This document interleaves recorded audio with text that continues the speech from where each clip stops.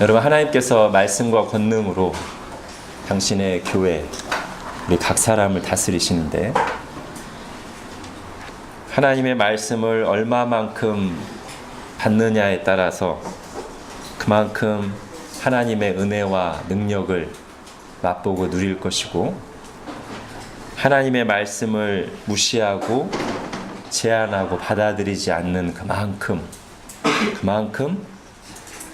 하나님이 말씀이 주는 유익을 누리지 못하고 도리어 여러 가지 부작용과 어려움들을 겪게 될 것입니다.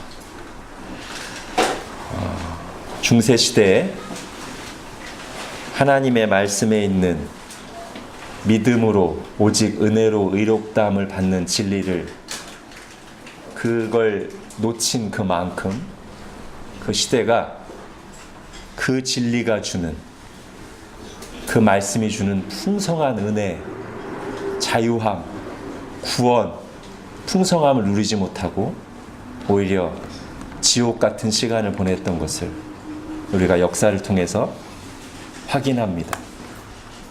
그 원리는 오늘날에도 그대로 적용이 돼서 우리가 모든 말씀을 다 받는다면,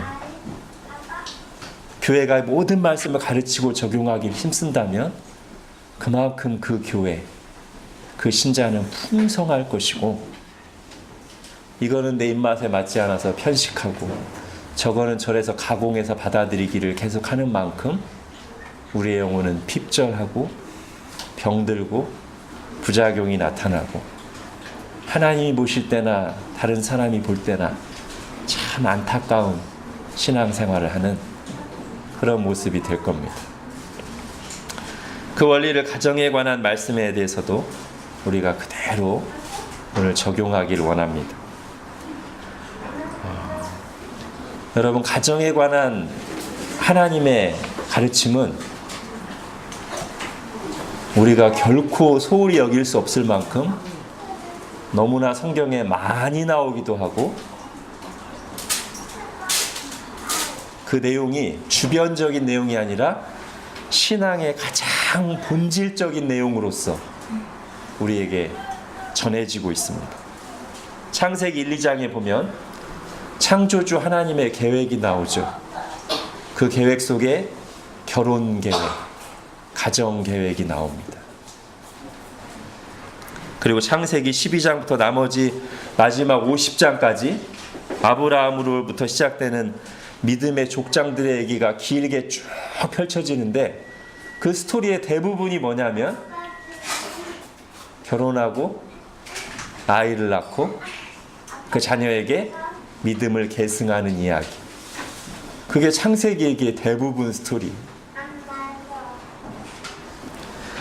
또 구약 성경과 신약 성경이 공의, 하나님과 하나님 백성과의 관계를 비유할 때 중요한 비유 중에 하나로 결혼의 비유, 남편과 아내의 비유, 아버지와 자녀의 비유를 들죠. 아가서라고 하는 성경은 아예 전체가 결혼에 대한 주제를 가지고 처음부터 끝까지 이야기합니다. 사도들이 교회에 보내는 편지들 속에는 여러 번 반복해서 신자들의 가정이 어떠해야 되는지를 자세하게 기록하고 있습니다. 그래서요,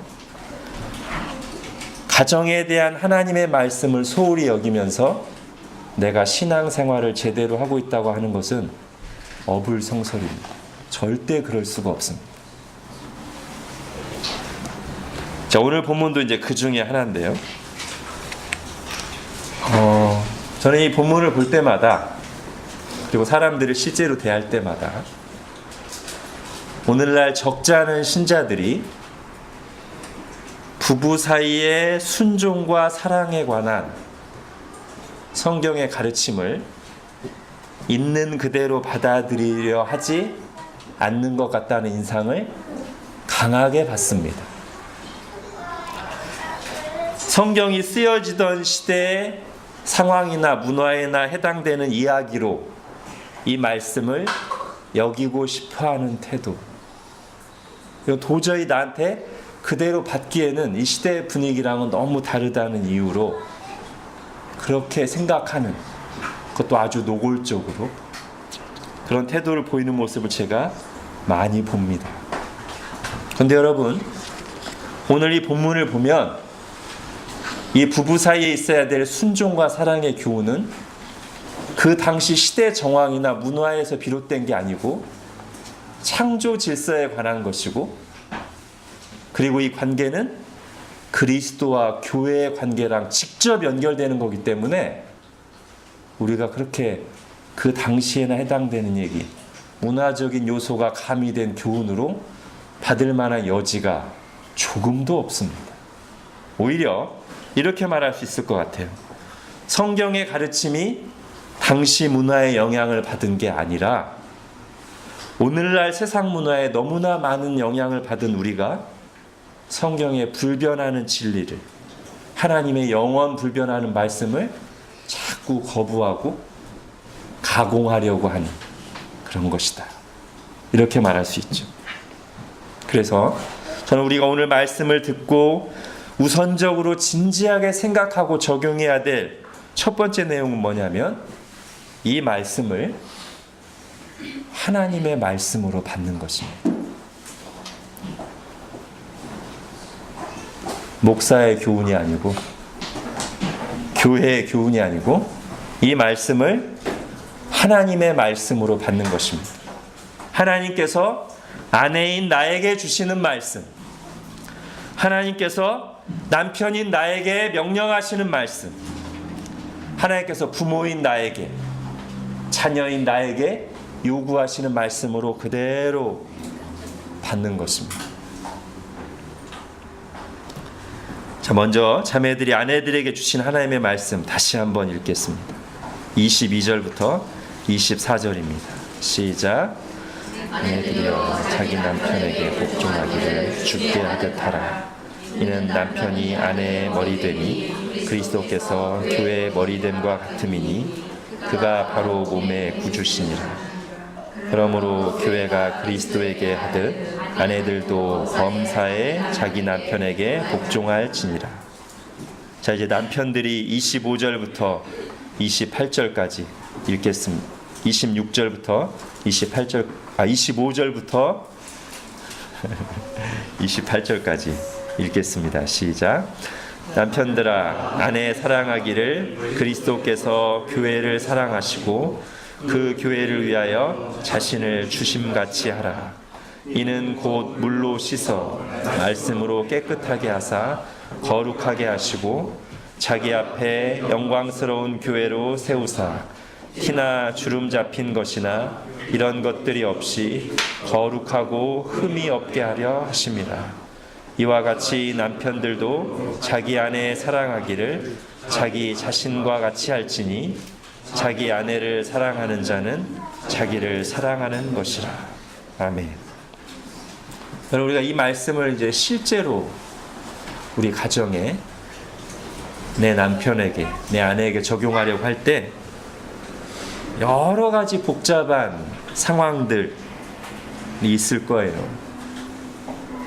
사람마다 성향이 다르고, 부부가 그동안 겪어온 역사가 있고, 쌓인 것들이 있고, 어떤 현재 특별한 형편들도 있을 수 있죠.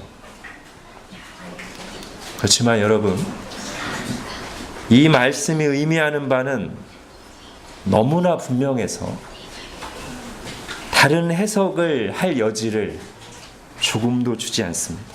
즉, 여기에 나오는 이 복종이라는 말을 조금 순화시키고 싶지만, 그리고 여기서 주님이 요구하시는 이 사랑을, 농도를 조금 희석시키고 싶겠지만 그럴 수 없게끔 이 문맥이 너무나 분명하다는 거예요. 여러분, 자기 남편에게 복종하기를 죽게 하듯 하라. 이 죽게 하듯 하라라는 말이 들어있는데 이 복종이라는 말을 어떻게 다르게 해석할 수가 있겠습니까? 다르게 해석하려고 하기보다는 죽게 하듯 하는 것이 어떤 것인가를 깊이 생각하는 게 오히려 더 도움이 될 것입니다. 죽게 하듯 하는 것은 군대에서 상관에게 복종하듯 하는 게 아니죠. 이 복종이라는 말이 순종보다도 더 강하게 들리고 우리가 군대 문화가 생각납니다만, 죽게 하듯 하라. 어떻게 하는 겁니까? 물론 23절에 나온 것처럼 그리스도의 머리됨을 분명하게 인정하듯, 남편의 머리됨을 분명하게 인정하는 것이면서 우리가 주님께 하는 순종은 인격적으로 하는 것이죠. 그렇죠? 사랑도 마찬가지입니다. 남편들 아내 사랑하기를 그리스도께서 교회를 사랑하시고 그 교회를 위하여 자기 자신을 주심같이 아낌없이 완전히 희생하라는 거죠. 다른 해석을 할 여지가 전혀 없습니다. 자꾸만 여러 가지 상황들 예로 들면서 우리 남편은 이렇고 우리 아내는 이렇고 하면서 이 말씀의 의미를 희석시키려는 그 모습은 뭐랑 비슷하냐면, 부활을 믿지 않는 사두개인들이 부활에 관한 주님의 말씀을 인정하기 싫어서 말도 안 되는 어떤 얘기를 가지고 나오죠. 7명의 형제가 한 여자를 두고 다 형이 결혼했다가 빨리 죽고 둘째가 결혼했다가 빨리 죽고 나머지, 그래서 7 형제가 다 이 한 여자랑 결혼했다가 죽었는데, 이거 부활이라는 게 만약 있으면 이거 나중에 입장 곤란하게 어떻게 되는 겁니까? 이런 예화를 가지고 나와서는 그러므로 부활이라는 것은 있을 수가 없지 않습니까? 이렇게 주장을 하는 거죠. 그러니까 여러 복잡한 상황들, 핑계거리를 가지고 와서 하나님이 분명히 말씀하시고자 하는 진리를 거부하려는 태도잖아요. 이거랑 비슷한 거예요. 여러 가지 우리 남편은 이렇고 아내는 이렇고 예를 들면서 이 말씀을 거부하고 희석시키려는 태도가 마치 그 말도 안 되는 얘기를 가지고 나와서 부활이라는 것을 받아들이지 않으려고 하는 사두개인들의 태도와 비슷하지 않은가. 그 사두개인들의 말씀을 듣고 우리 주님께서 바로 이렇게 말씀하시죠. 너희가 성경도 하나님의 능력도 알지 못하는 거로 오해하였도다. 그러면서 이어져 하시는 말씀은 성경은 분명히 부활을 말하고 있다. 그리고 하나님의 능력을 제한하지 말아라. 여러분, 우리가 부부에게 주시는 하나님의 말씀을 받을 때도 사두개인들처럼 하지 말고 완악하게 부활에 관한 하나님의 말씀을 대하는 것과 똑같은 자세로 대해야 됩니다. 너무나 분명한 주님의 말씀 앞에, 그리고 결국 우리를 복되게 하시려고 주신 주님의 말씀 앞에 우리의 감정과 계산을 내려놓고 믿음으로 순종하는 자세를 가져야 됩니다. 예수 그리스도를 중심에 두고 순종과 사랑으로 한 몸을 이루면서 예수 그리스도를 잘 알아가고 드러내는 것이 결혼해 주신 하나님의 가장 중요한 뜻 중에 하나죠. 자기가 중심이 되려고 하면 이 말씀에 순종할 수 없습니다. 배우자가 중심이 돼도 이 말씀에 순종하는 것은 불가능합니다. 오직 그리스도가 중심이 될 때 이 말씀이 실현될 수 있습니다. 여러분, 아내가 남편을 머리로 인정하지 않고 무시하고 함부로 대하는 것은 하나님의 말씀을 불순종하는 죄입니다. 남편이 힘으로 아내를 윽박지르거나 가정을 살피지 않고 자기중심적으로 행동해서 아내를 힘들게 하는 것은 하나님의 말씀에 불순종하는 죄입니다. 폭력은 말할 것도 없고요. 우리는 남편을 머리로 여기지 않고 순종하지 않는 모든 언행에 대해서, 그리고 아내를 자기 자신처럼 여기지 않고 사랑하지 않고 괴롭게 하는 모든 언행에 대해서 합리화하기를 멈추고 하나님 앞에 회개해야 되고 남편과 아내에게도 용서를 구해야 됩니다.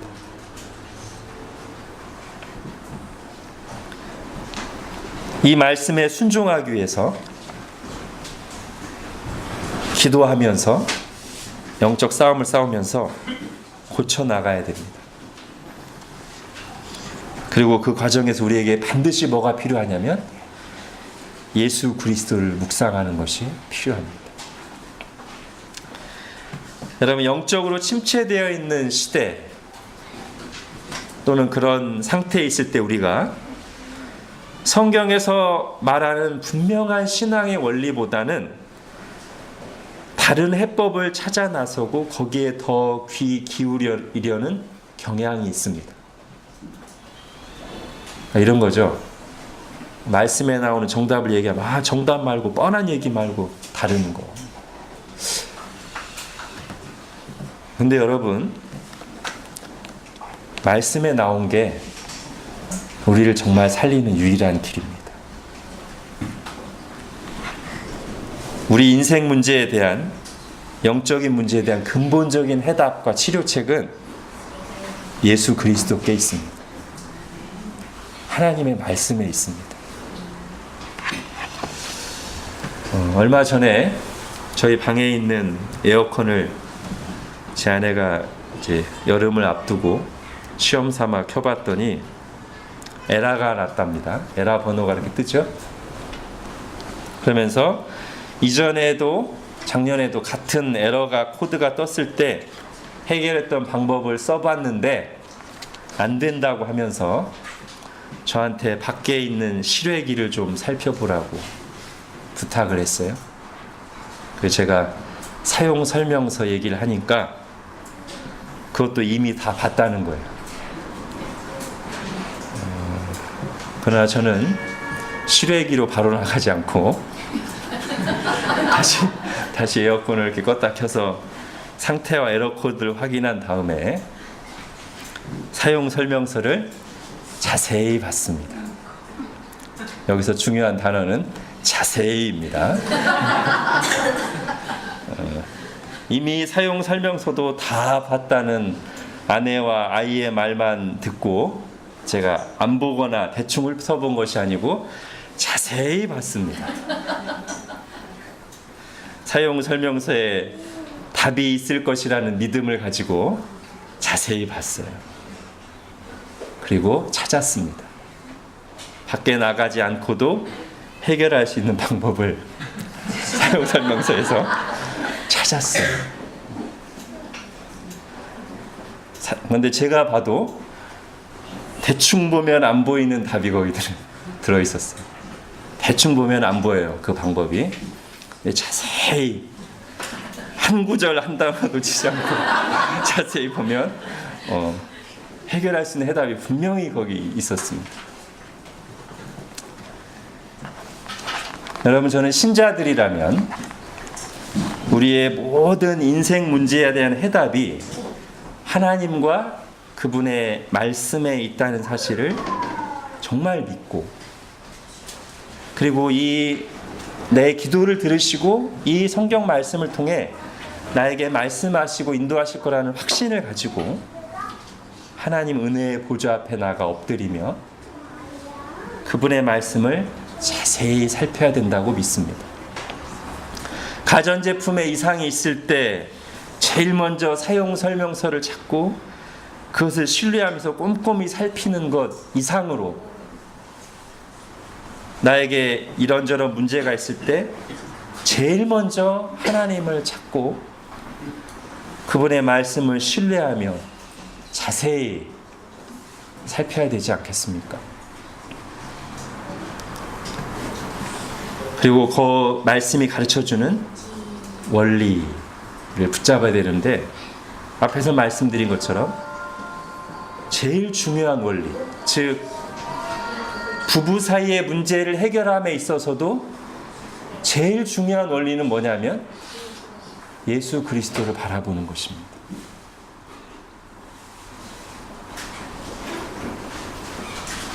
모든 관계의 문제를 부딪혔을 때, 물론 실제적인 여러 조언들과 방법들 필요합니다. 그 필요 없다는 게 아니고 그걸 다 사용도 해야 되고 아주 세밀한 주님의 인도하심과 도우심을 받아야 되는데, 제일 중요한 것, 예수 그리스도를 바라보는 것입니다. 이거는 제쳐두고 다른 방법을 쓰면 그다지 근본적인 해결은 안 되거든요. 이제 하나만 더 제의를 드리겠습니다. 제가 어쩌다 아내하고 말다툼을 하면 마음이 아주 힘듭니다. 자주는 안 해요. 어쩌다, 그것도 몇 마디밖에 안 하는데 마음이 아주 힘듭니다. 그리고 제가 목회를 할 수가 없습니다. 아내하고 다투면. 한편으로는 감정이 부글부글 끓으면서 성질 같아서는 그냥 말도 안 하고 상대도 안 하고 싶은 마음이 한편에 있고, 근데 또 다른 한편으로는 그때마다 내 뜻대로 안 되는, 또 내 뜻대로 할 수도 없는 그 상황이 저의 마음을 아주 가난하게 합니다.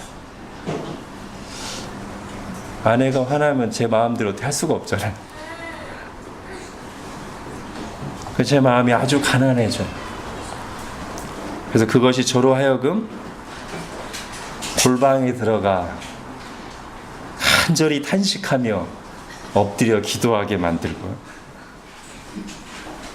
말씀 앞에 자신을 돌아보게 합니다. 아내와 다툰 거는 드러난 문제고 나의 영적 상태를 돌아봅니다. 그리고 아내에 대한 제 태도 하나하나를 돌아봅니다. 그래도 저도 기분 나쁜 게 있기 때문에 마음이 잘 해소가 안 되죠. 거기서 이제 예수 그리스도를 묵상합니다. 제가 너무 모범답안 같은 예를 들었나요? 좀 더 저의 바닥을 드러내고 망가진 예를 들어야 되는데, 핵심은 그게 아니고요. 큰 문제건 작은 문제건 간에 신자들이 문제를 해결할 때 가장 먼저, 그리고 가장 중요한 해결책이 뭔가, 주님 앞에 엎드리는 것이고 예수님 묵상하는 것입니다. 여러분 아내들이요, 남편 때문에 하나님 앞에 엎드리고 예수님을 깊이 묵상하게 되시길 바랍니다. 여러분 남편들이요, 아내 때문에 하나님 앞에 무릎 꿇고 엎드리고 나의 주 예수 그리스도를 깊이 묵상하게 되기를 바랍니다. 그것이 불완전한 사람들이 모여 부부가 된 한 몸을 이룬 가정을 향한 주님의 뜻입니다. 자, 다음은 부모와 자녀 관계를 간단히 보겠습니다. 같은 원리가 적용됩니다. 자, 자녀들 잘 들어야 돼요. 자, 자녀들 조는 사람 옆에서 깨워요.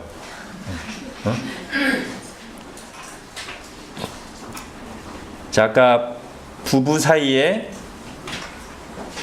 핵심 원리가 순종과 사랑이었죠? 부모와 자녀도 마찬가지입니다. 순종과 사랑, 하나님의 말씀, 하나님을 중심으로 한 순종과 사랑이 부모와 자녀 관계의 핵심입니다. 그리고 그 사이에서 정말 힘들 때 예수 그리스도를 묵상하는 것이 주님의 뜻입니다. 자, 먼저 부모들에게 주는 말씀을 보겠습니다. 우리 4절 읽겠습니다. 4절 우리 부모들 읽겠습니다. 시작. 또 아비들아 너희 자녀를 노엽게 하지 말고 오직 주의 교훈과 훈계로 양육하라. 여러분, 믿음은 외모나 기질처럼 부모에게 물려받을 수 있는 것도 아니고요.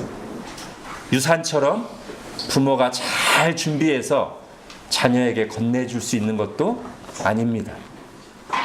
우리가 신앙 고백하듯이 믿음은 하나님의 은혜로 하나님께서 친히 주셔야만 되는 것입니다. 그러나 하나님께서 그렇게 은혜를 베푸시고 믿음을 주실 때, 그리고 하나님의 사람으로 세워 가실 때 부모의 기도와 모범을 분명히 사용하십니다.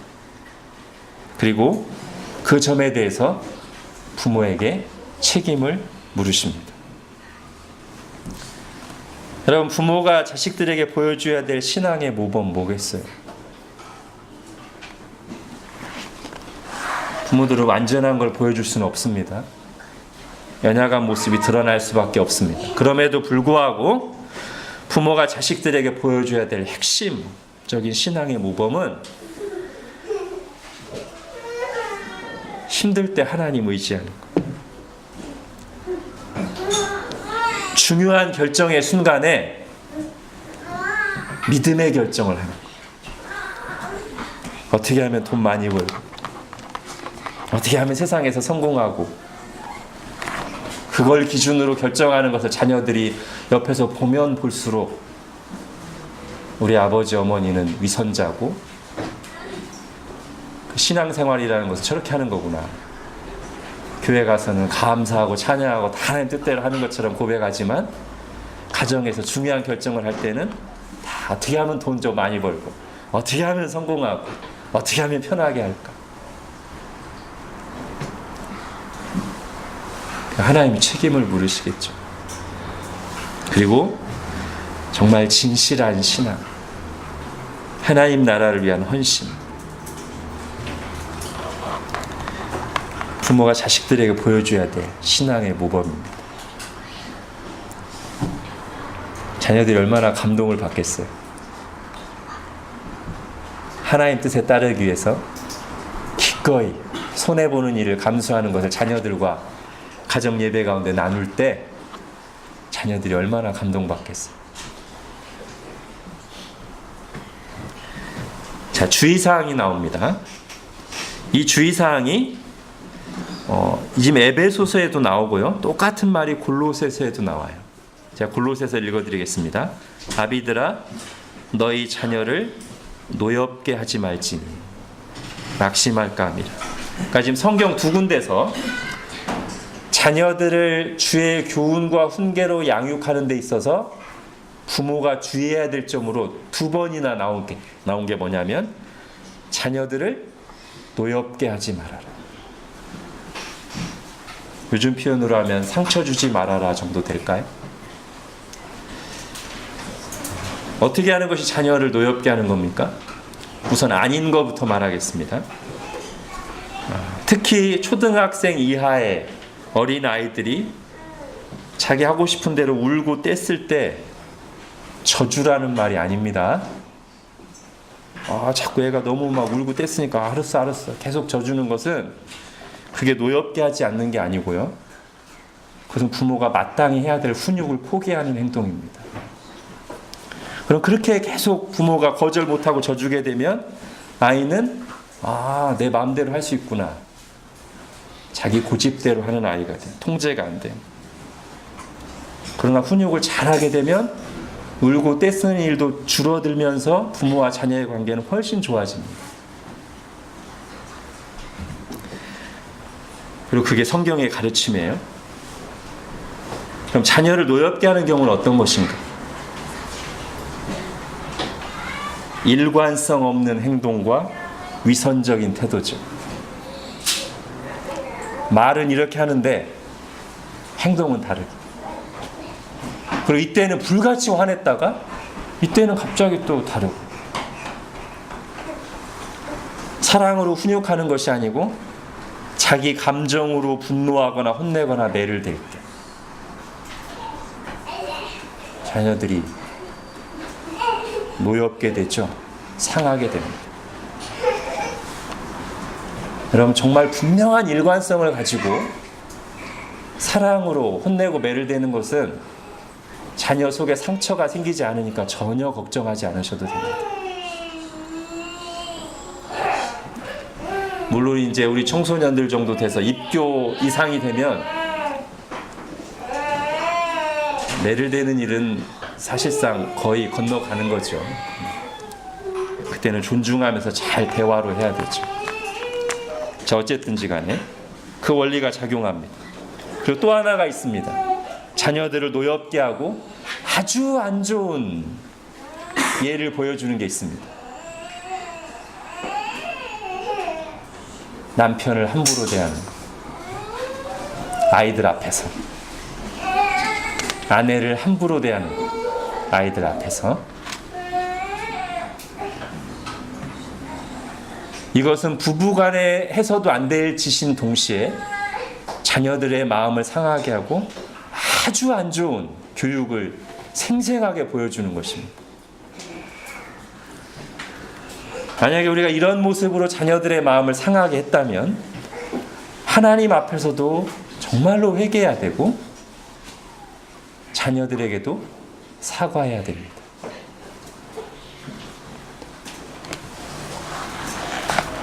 제가 홈스쿨을 하려고 봤던 책 중에 나오는 좋은 내용 한 부분을 잠깐 인용해서 읽어드리겠습니다. 아버지가 자녀들을 위해 해줄 수 있는 가장 큰 일은 아내를 사랑하는 것이다. 그렇다면 어머니가 자녀들을 위해 할 수 있는 가장 큰 일은 남편을 사랑하는 것이다. 왜? 남편과 아내의 사랑이 가족의 기초를 이루기 때문이다. 그 사랑이 가족 모두에게 안정을 준다. 이것은 건강한 결혼 생활의 훌륭한 모델을 보여준다. 남편과 아내가 사랑하는 관계는 이 시대와 이 세대에 정말 드물고 값진 보화다. 아주 성경적인 내용이라서 제가 인용합니다. 자, 이제 자녀들에게 말합니다. 하나님을 믿는 자녀들에게 성경이 교훈합니다. 먼저 여러분 2절을 한번 보십시오. 우리 자녀들 잘 보세요. 내 아버지와 어머니를 공경하라. 부모 양쪽 다 공경하라는 뜻입니다. 어떤 가정에서는 아이들이 한쪽은 무서워하고 공경하는데 한쪽은 무시하는 경향이 있습니다. 물론 그 단초를 제공한 것은 부모들인 경우가 많긴 하지만 어쨌든지 간에 성경은 분명히 말합니다. 내 아버지를 공경하고 내 어머니를 공경해라. 양쪽 다 공경하라.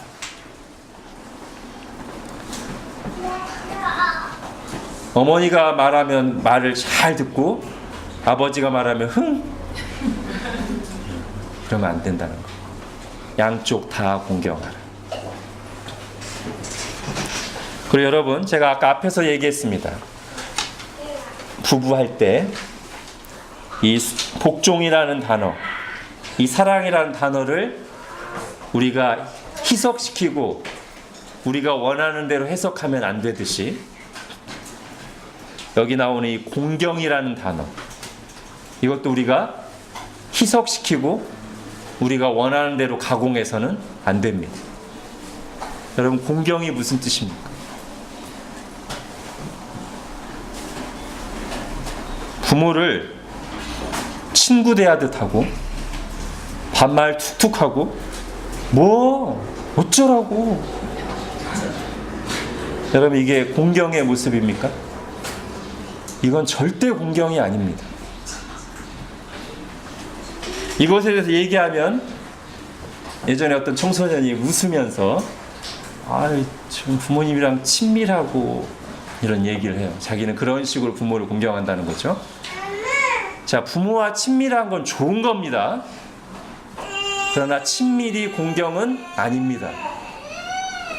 만약에 단지 친밀함만을 성경이 우리에게 요구하려고 했다면 네 아버지 어머니와 친밀하라 라고 했을 거예요. 성경은 그렇게 말하지 않습니다. 내 아버지와 어머니를 공경하라라고 말합니다. 공경은 친밀함이 바탕이 되어야 되지만 친밀함이 곧 공경은 아닙니다. 공경은 공손한 거예요. 높이는 거예요. 존중하는 겁니다. 함부로 말하지 않는 겁니다. 그리고 여기 나온 대로 순종하는 것입니다.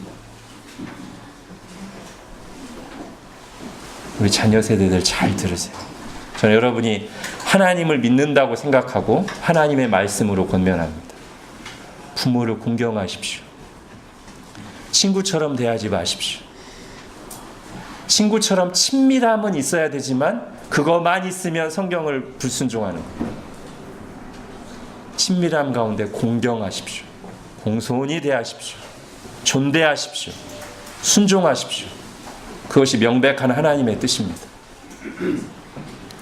그럼 세상의 분위기에 아멘하지 말고 하나님 말씀에 아멘하십시오. 하나님은 부모를 공경하라고 말합니다. 그리고 부모를 공경하는 자에게 하나님이 복을 주신다고 말합니다.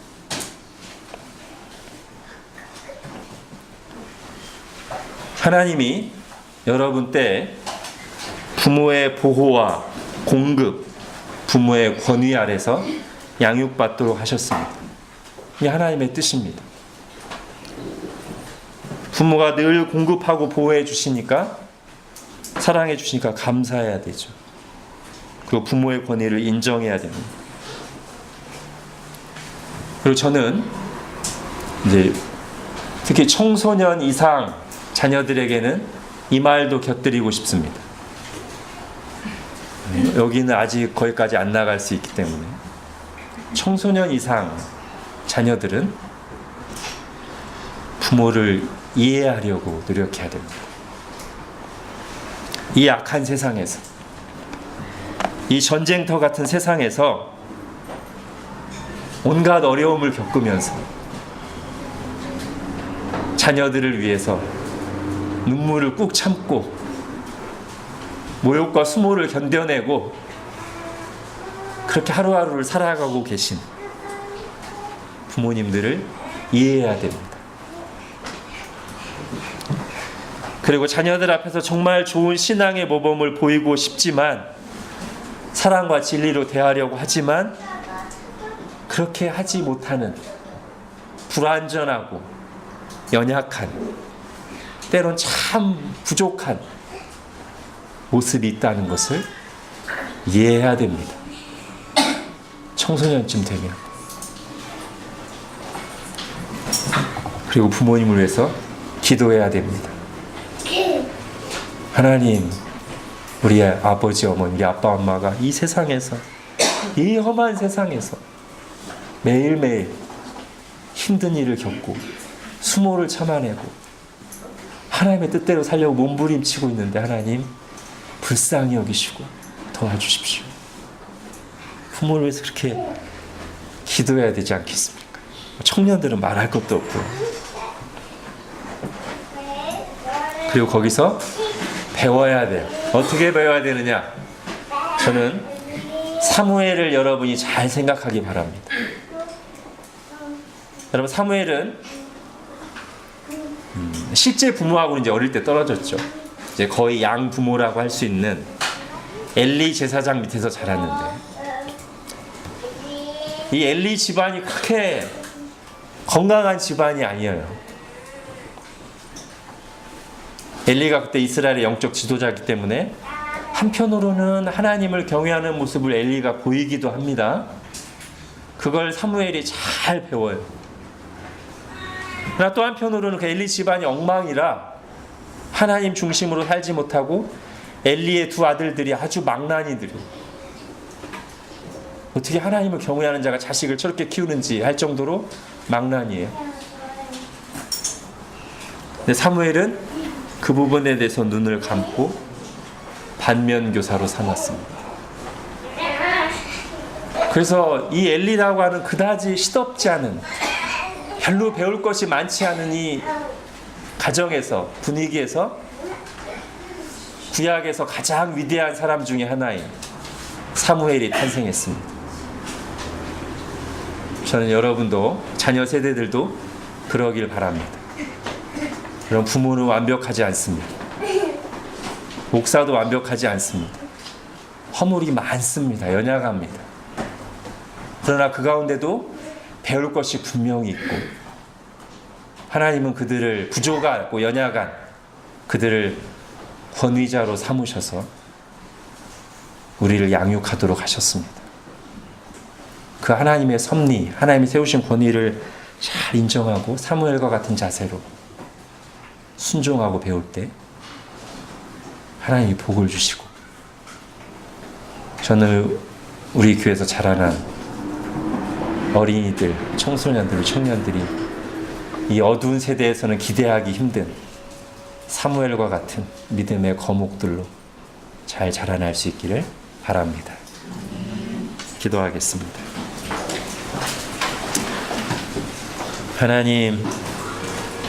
하나님이 가정을 만드시고 부부의 질서를 정하시고 부모 자녀를 관계를 통해 우리에게 공급하시고 자라나게 하시고 성장하도록 하셨습니다.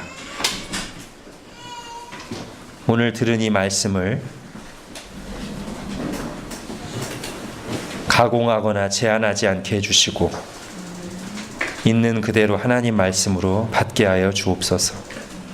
그리고 이 말씀대로 하려고 싸우고 예수 그리스도를 묵상하게 하시고 그 가운데서 정말 하나님이 주시는 위로와 도우심과 풍성한 은혜와 변화시키시는 손길을 경험할 수 있도록 함께하여 주옵소서. 예수님의 이름으로 기도합니다. 아멘.